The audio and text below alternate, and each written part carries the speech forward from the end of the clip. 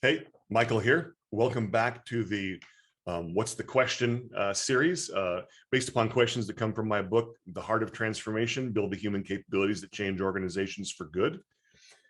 Today, we're going to talk about something that's been in the news a little while back, but it's getting a little bit of press again recently, which is Elizabeth Holmes and the trial around Theranos, the company that she started that had a machine that was really super simple, fast, and accurate to give blood tests that would have really revolutionized a lot of the medical industry where blood tests are used, if it wasn't a fantasy.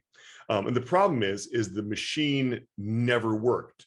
But going through the process, they were, kind of fudging tests, faking things, putting out the numbers they needed to continue to get the investors. And I believe all the time, probably not out of malice, I don't know, I wasn't there, but out of this unerring belief that if we just keep going, we'll get there.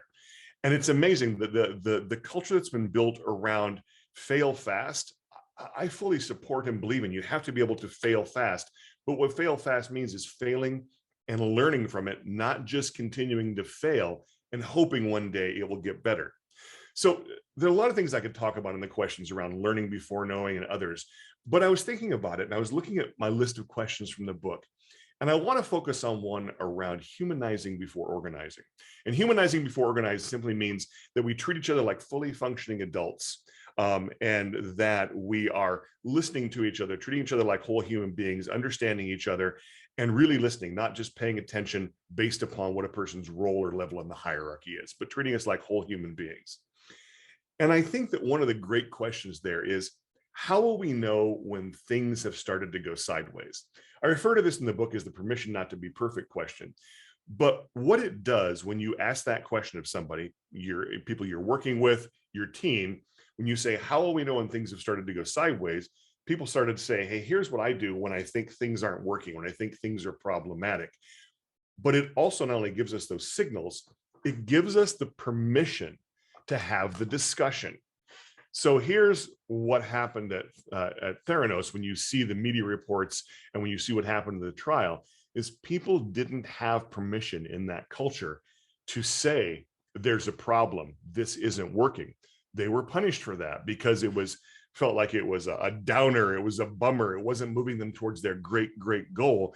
But actually, it was really, really good feedback about what things weren't working. And no one was open to that. And I just have to wonder if if Elizabeth Holmes had talked to her team and said, hey, how will you let me know when things start to go sideways? How will you let me know when this isn't working between us? The way we're working together is not clicking.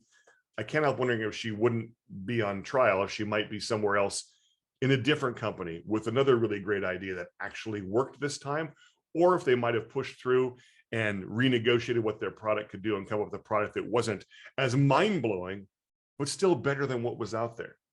I guess we're never going to know because I don't think that anybody, especially her, ever asked that question about how will we know when things have started to go sideways.